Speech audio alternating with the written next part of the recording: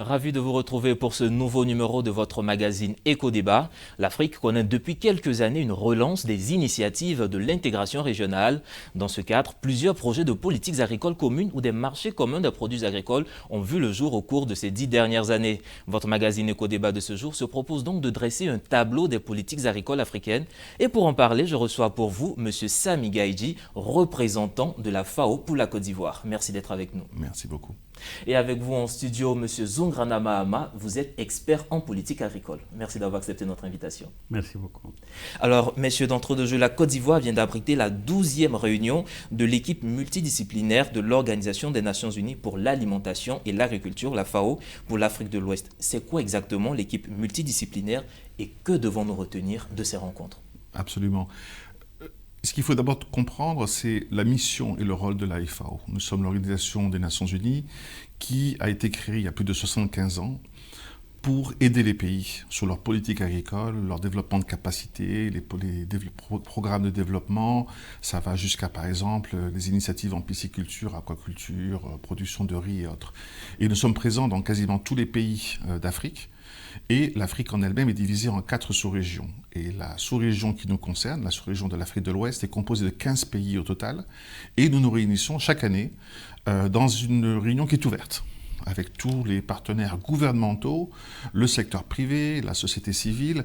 Et c'est vraiment une réunion ouverte à toutes les parties prenantes avec lesquelles nous intervenons sur le terrain, pour les écouter d'abord, pour comprendre leurs priorités, les changements climatiques, la crise du Covid, les impacts et autres, et vraiment de redéfinir nos priorités, nos actions sur le terrain, en fonction de ce qui nous a été présenté. Bon, par exemple, pendant la réunion, nous avons eu l'honneur d'avoir la présence du ministre de la Promotion de l'Agriculture, le ministre Gaoussou Touré, qui nous a vraiment illuminé, si l'on peut dire, sur les priorités ivoiriennes sur le secteur de la riziculture. Et ça nous a permis de réfléchir, de sortir un tout petit peu de la boîte conventionnelle des réflexions sur l'agriculture et de vraiment écouter les décideurs politiques et de comprendre leurs priorités. Donc la réunion en elle-même est une opportunité, elle est ouverte pendant 3 jours, elle a lieu chaque année et c'est vraiment l'opportunité pour tous les fonctionnaires de la FAO de réfléchir réellement ou comment on va pouvoir répondre à ces priorités. Et les défis qui nous ont été mis sur la table sont des défis qui sont assez importants. Évidemment, on a parlé de la crise du Covid. Alors, sur la crise du Covid, évidemment, on peut parler des actions immédiates pour pallier aux effets directs de la crise économique, la crise sanitaire, l'insécurité alimentaire.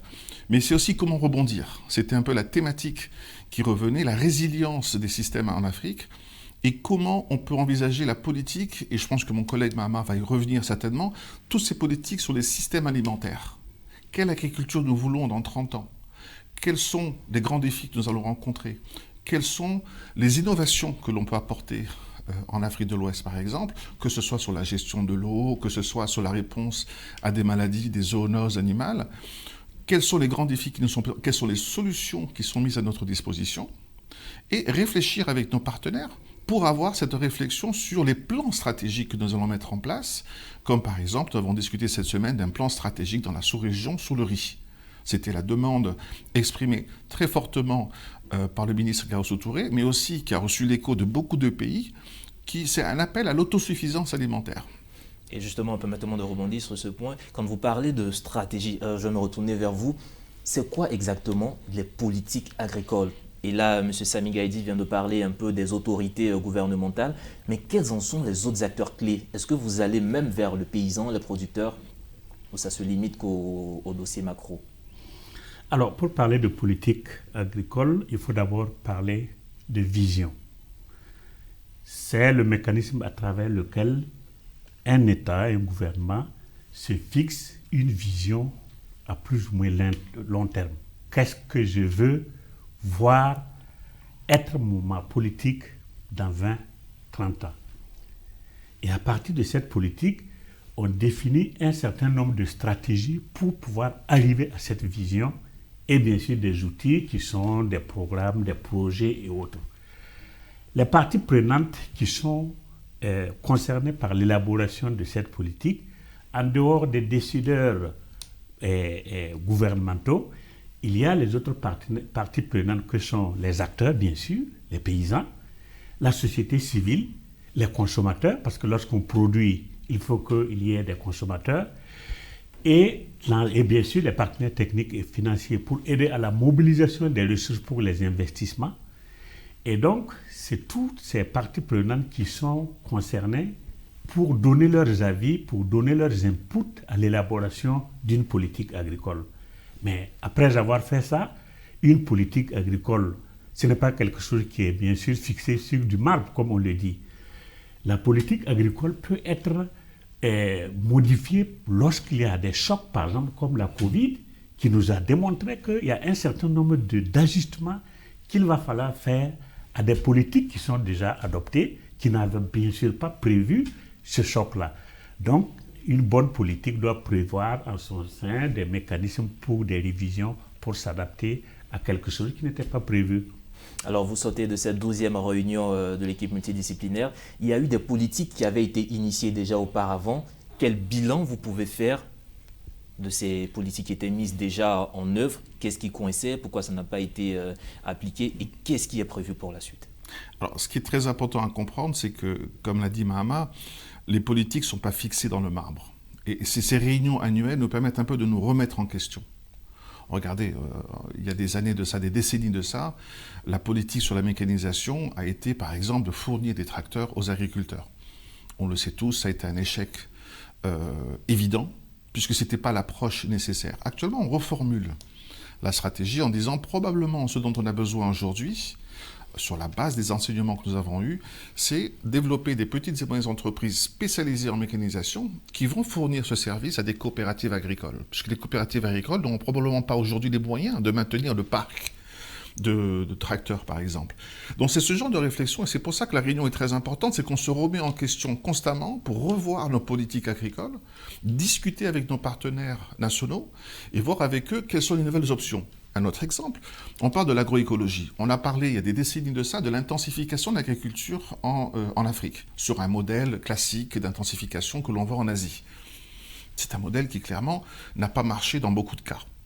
Puisque le modèle africain, qui doit être encore réinventé, repensé, il y a de nouvelles innovations qui sont apportées, comme par exemple l'agroécologie. C'est une nouvelle façon de voir l'agriculture et la production, de respecter l'environnement, d'appliquer des nouvelles pratiques agricoles beaucoup plus respectueuses de l'environnement, mais aussi, ça démontre que l'on peut produire la même quantité ou même plus en utilisant moins de pesticides, moins d'insecticides. Donc ces réunions, pour nous, c'est vraiment essentiel pour nous, puisque c'est là qu'on échange avec nos autres représentations dans notre pays.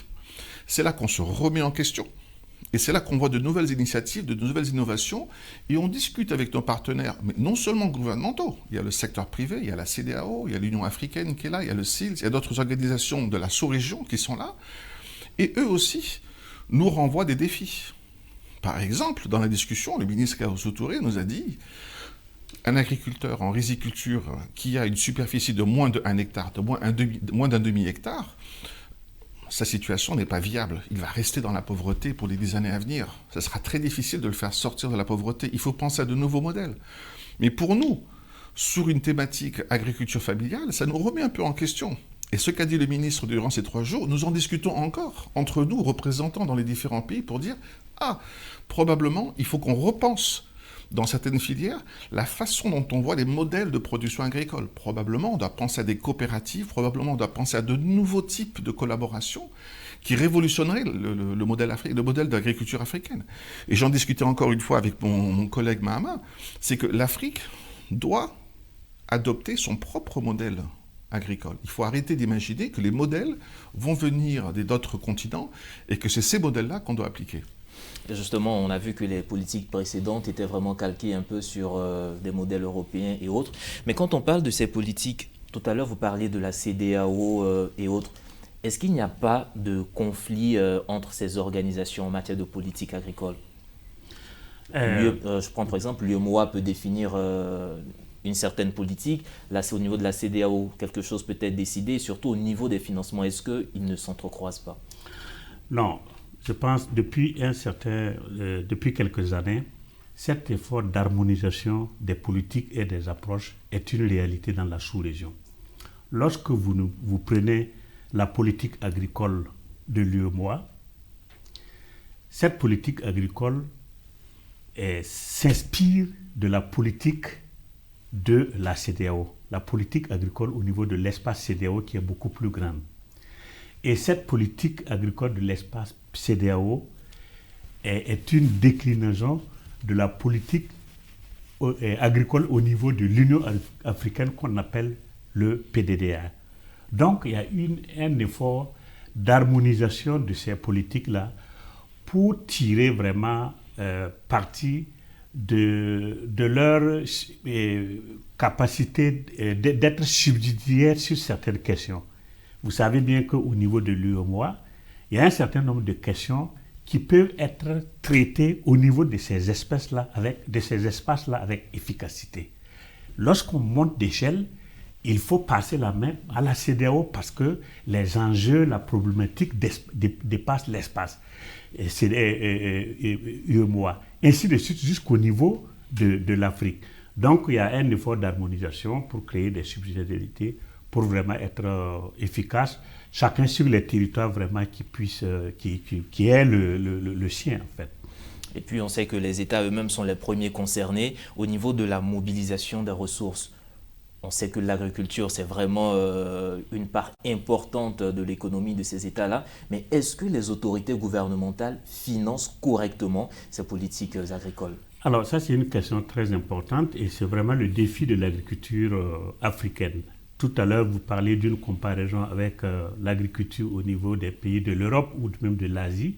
Je pense que dans l'ensemble, l'agriculture africaine souffre d'un manque de ressources. Lorsque vous regardez les critères qui ont été mis en place au niveau de l'Union africaine pour juger de la pertinence des politiques, on verra qu'il y a peu de pays qui ont pu atteindre la norme de 10% de part du budget de l'État consacré à l'agriculture. Ça, c'est un défi. Lorsqu'on dit que l'agriculture constitue la priorité, c'est déclaré au niveau de l'ensemble de nos gouvernements. Mais lorsqu'on passe à la traduction financière de cette volonté politique, on se retrouve vraiment sur des niveaux qui sont assez faibles. Et c'est pour cela que lors de toutes ces réunions, y compris la réunion de l'équipe FAO ces derniers temps, nous avons insisté sur la nécessité de renforcer les investissements publics au niveau du secteur agricole. Bien sûr, il y a d'autres acteurs qui contribuent également au financement de l'agriculture et les plus importants, bien sûr, c'est le secteur privé. Mais le secteur privé est motivé à investir une fois que l'État, le financement public a ouvert la voie à travers un certain nombre d'investissements structurants sur lesquels le secteur privé, les petits producteurs peuvent maintenant élaborer leur part d'investissement pour pouvoir arriver à une production qui puisse être pertinente.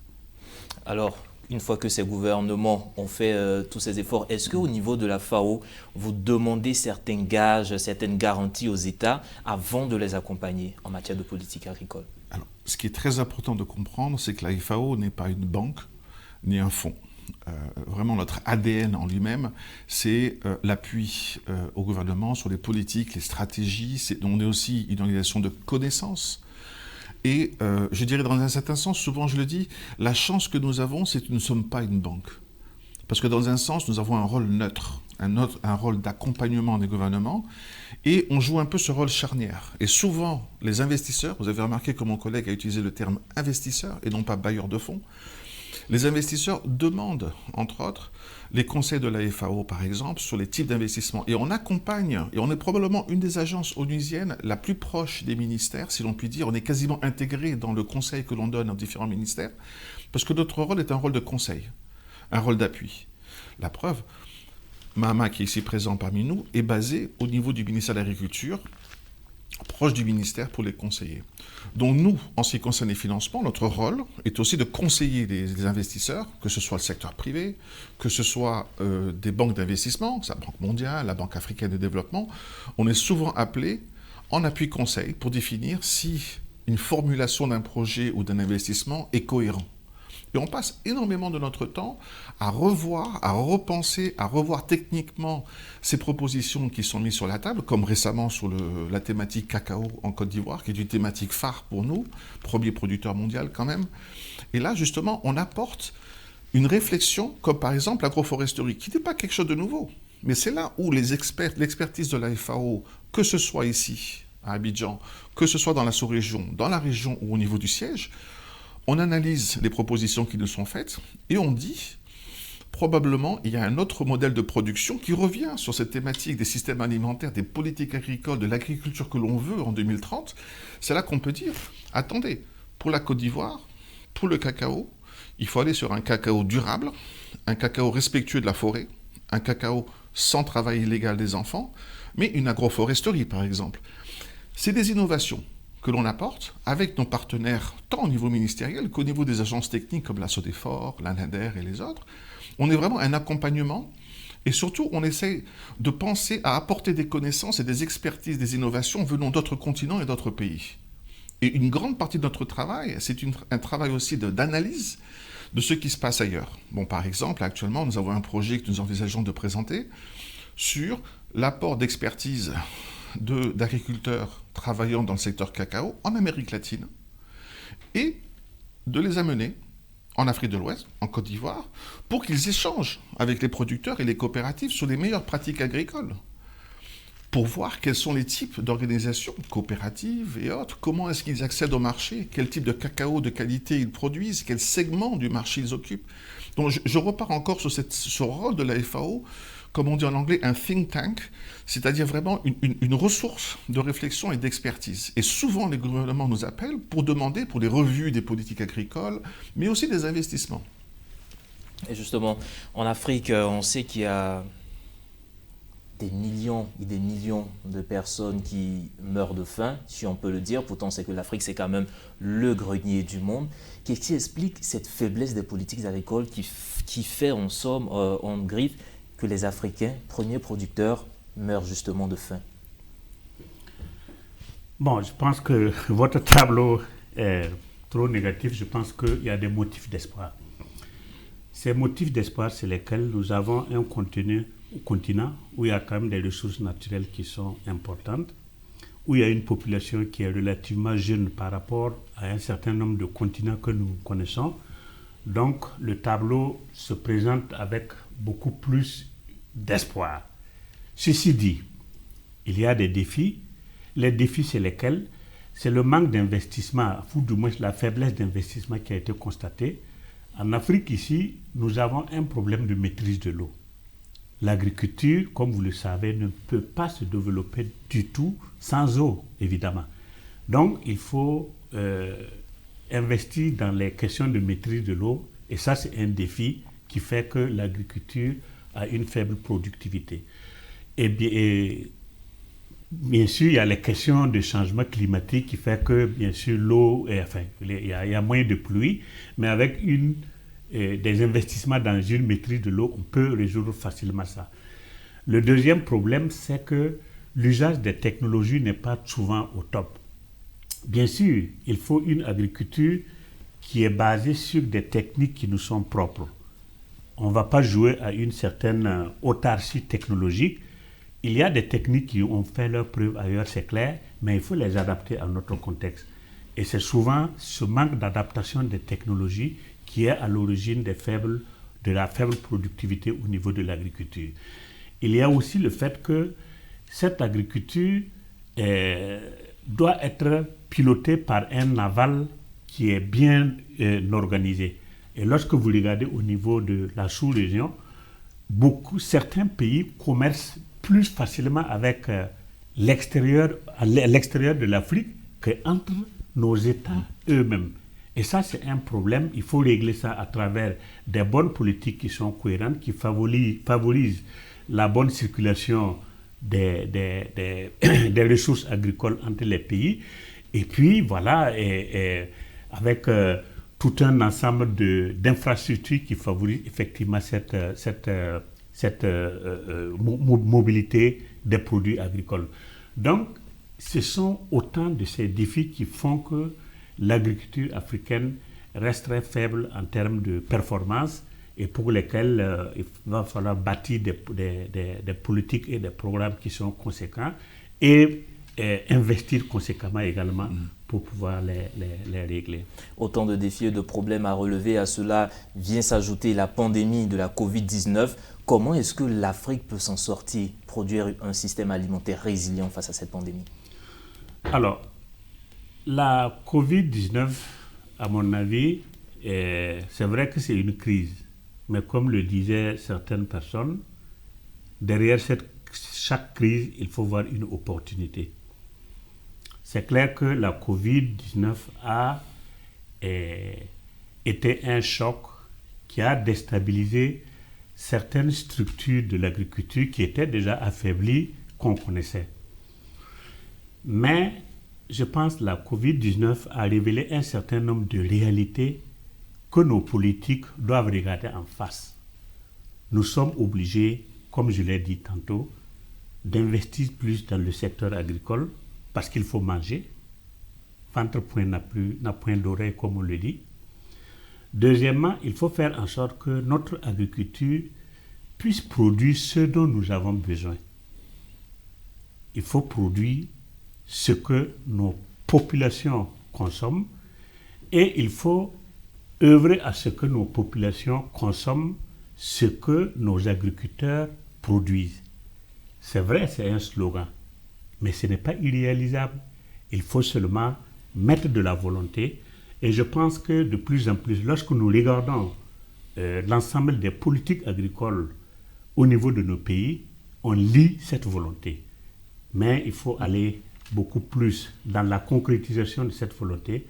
Et c'est pour ça que la FAO est là pour pouvoir conseiller les gouvernements pour que ces politiques qui sont formulées puissent être de bonnes politiques qui mettent en avant la nécessité d'une production agricole en utilisant vraiment les potentialités de notre région, mais aussi de faire en sorte que ces politiques se déclinent en des programmes qu'on peut mesurer. Il ne s'agit pas de faire des politiques qui sont, j'allais dire, théoriques, mais il faut que ce soit des politiques qui aient de réels impacts au niveau des populations. Et c'est pour cela que les conseils de la FAO visent vraiment à appuyer le gouvernement et être très pragmatiques sur l'implémentation de ces politiques. Des politiques agricoles beaucoup plus pragmatiques. Je rappelle aussi, en plus d'être expert en politique agricole, vous avez été ministre de l'Agriculture au Burkina Faso. Alors, Monsieur Sami Gaïdji, c'est avec vous que nous allons terminer cette émission. Qu'est-ce qu'on doit retenir ou qu'est-ce qu'on doit espérer pour l'agriculture et l'alimentation en Afrique de l'Ouest dans la prochaine décennie? Alors, encore une fois, je vais être très optimiste, c'est ma nature, c'est dans mon ADN. Je pense que la crise du Covid nous a ouvert les yeux, c'est un crash test. S'il y a un secteur où je recommanderais l'investissement à un investisseur, c'est l'agriculture. C'est le secteur le plus porteur sur les 10 à 20 années à venir. Comme disait mon collègue auparavant, si on utilise les bonnes innovations, les bonnes technologies, les bons marchés, le marché intérieur, sincèrement, investir dans ce secteur-là, c'est beaucoup plus rentable que d'investir dans l'immobilier, ce que l'on voit aujourd'hui sur Abidjan par exemple. Et c'est un peu cette motivation que l'on voudrait donner, non seulement aux jeunes qui sont sans emploi, il y a des opportunités fantastiques. L'agriculture, ce n'est pas simplement l'agriculteur à genoux sur son champ, ce n'est pas l'agriculture de demain. Ce n'est pas l'agriculture sur laquelle on rêve, mais il y a des secteurs qui sont extrêmement porteurs. J'ai discuté récemment avec des collègues qui me disaient par exemple, donne-moi un exemple. Regardez l'avocat. On a énormément de production d'avocats en Côte d'Ivoire. Est-ce qu'elle est exportée? Je n'ai pas l'impression qu'il y a de grandes exportations d'avocats. Mais si on réfléchit, qu'on regarde un peu ce que les partenaires font sur d'autres continents, guacamole est un exemple typique. Le marché du guacamole, de l'avocat au niveau international, est en croissance exponentielle. Voici une opportunité d'installer une usine de transformation et de rentrer en compétition sur le marché international. Donc je suis très optimiste sur l'avenir. Ce qu'il faut, c'est que repenser le secteur agricole, non pas sur une perspective paternaliste, au sens que l'État va intervenir et l'État va tout résoudre. L'État joue un rôle très important sur les politiques, sur les investissements. Mais il y a derrière aussi un accompagnement du monde agricole, sur la technicité, sur les innovations, mais aussi sur les investissements. Est-ce qu'il est normal aujourd'hui qu'un agriculteur a un prêt sur le secteur actuellement à hauteur de 14%? C'est énorme. C'est énorme. Quand un agriculteur va devant un banquier pour demander un investissement, la banque ne comprend pas le secteur agricole. Donc il y a énormément d'opportunités d'investissement, opportunités tant, comme mon collègue le disait, sur le marché intérieur, mais aussi des opportunités sur des marchés d'exportation. Donc c'est un peu mon mot de fin que je dirais, de dire, nous sommes très optimistes, très optimistes sur le futur et sur les investissements que les gouvernements font et les engagements des hommes politiques actuellement en Afrique sur le secteur agricole. Optimiste, il va falloir repenser les politiques agricoles africaines et être beaucoup plus pragmatique pour impacter le quotidien des populations. Vous l'avez compris, mesdames et messieurs, aujourd'hui nous parlions des politiques agricoles en Afrique et nous recevions sur ce plateau M. Sami Gaïdji, représentant de la FAO pour la Côte d'Ivoire, et M. Zungrana Mahama, expert en politique agricole. Merci messieurs pour vos contributions. Merci à vous tous qui nous suivez partout dans le monde. Agréable suite au programme sur nos antennes.